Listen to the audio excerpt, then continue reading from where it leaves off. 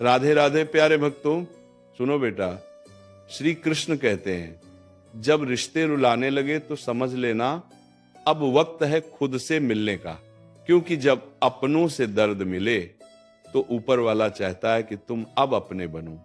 जिसने तुम्हें रुलाया शायद वह तुम्हारा सबक था, लेकिन जो आंसुओं में भी तुम्हें समझेगा वह तुम्हारा सच होगा। रिश्ते अगर दिल तोड़े तो उन्हें दोष मत दो, क्योंकि टूटे हुए रिश्ते अक्सर मजबूत इंसान बना देते हैं।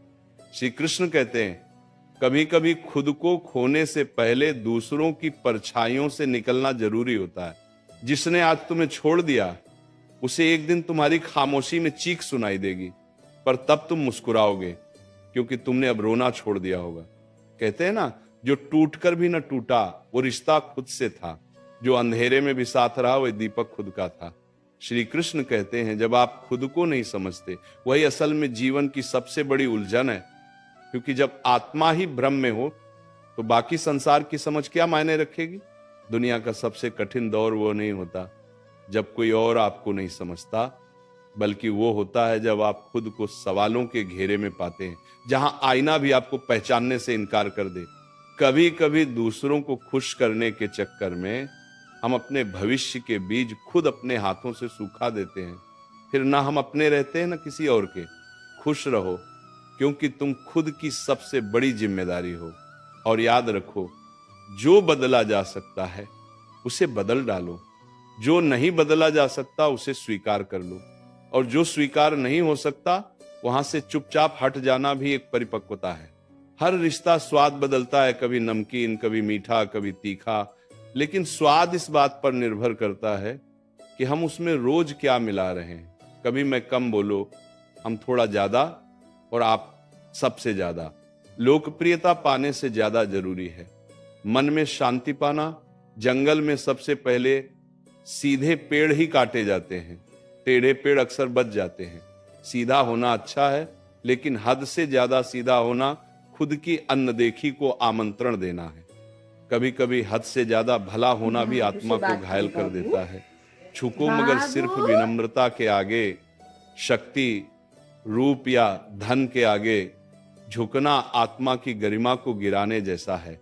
याद रखना, जब तक तुम अपनी सबसे बड़ी कमजोरी से नहीं टकराओगे तब तक अपनी सबसे बड़ी ताकत की पहचान नहीं कर पाओगे। कोशिश हमेशा आखिरी सांस तक करनी चाहिए, क्योंकि जो अनुभव के साथ की जाती है वह प्रयास नहीं युद्ध होता है। और जब दोबारा शुरुआत होती है तो वह शून्य से नहीं होती, वह अनुभव के शिखर से होती है।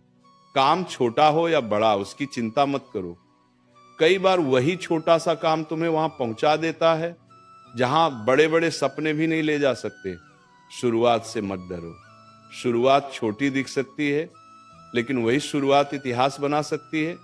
जब तक आप अपनी समस्याओं की वजह किसी और को मानते हो तब तक समाधान आपसे कोसों दूर रहेगा।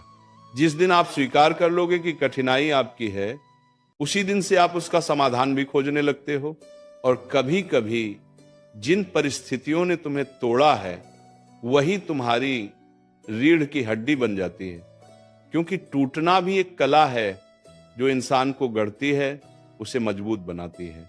हर गिरावट एक नए उठान की प्रस्तावना होती है, हर दर्द एक नए साहस की गूंज होती है, हर अंत एक नए आरंभ का संकेत होता है, और हर हार अनुभव बनकर तुम्हारे साथ खड़ी होती है। जो कुछ बचा नहीं वही तुम्हें सब कुछ बनने का रास्ता देता है, और जो कुछ नहीं था वही तुम्हारा सबसे बड़ा आधार बन जाता है। कभी कभी सबसे बड़ी जीत खुद को हार मानने में होती है, क्योंकि जो झुकता है वही गहराई से उठता है, जो देता है वही भीतर से समृद्ध होता है।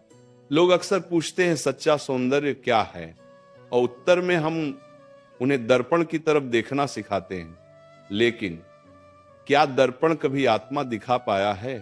सुंदरता तो उस मौन में होती है जिसमें कोई वृद्ध माँ अपने कांपते हाथों से बच्चों के जूठे बर्तन धोती है, वो भी बिना शिकायत के। सुंदरता उस मुस्कान में होती है जो किसी टूटे हुए इंसान के चेहरे पर फिर भी सजी रहती है। श्री कृष्ण कहते हैं विचार सुंदर हो तो चेहरा खुद ब खुद दीप्तिमान हो जाता है। जिसे अपने कर्मों पर भरोसा है उसे दूसरों की तारीफ की जरूरत नहीं होती। जिसकी वाणी से दूसरों के घाव भरते हैं वही असल में खूबसूरत है। और जो इंसान व्यवहार में सरल है, संस्कारों में गहरा है, उसका चरित्र समय की गर्द में भी अमर रह जाता है। चेहरे की सुंदरता तो उम्र के साथ मिट जाती है, लेकिन चरित्र की महक पीढ़ियों तक बनी रहती है। और फिर सवाल उठता है, क्या दुनिया में सच में कोई खुश है? हाँ, वे लोग जो जान चुके हैं कि उम्मीद करना सबसे बड़ी बेबसी है, जिन्हें यह हो गया है कि नदी मीठी इसलिए है क्योंकि वो बहती रहती है, देती रहती है, सागर खारा है क्योंकि वो सब कुछ अपने भीतर समेटे रहता है, और नाला नाला इसलिए बदबू देता है क्योंकि वह ठहरा हुआ है। ठहराव जीवन में सड़न लाता है। गति ही जीवन है।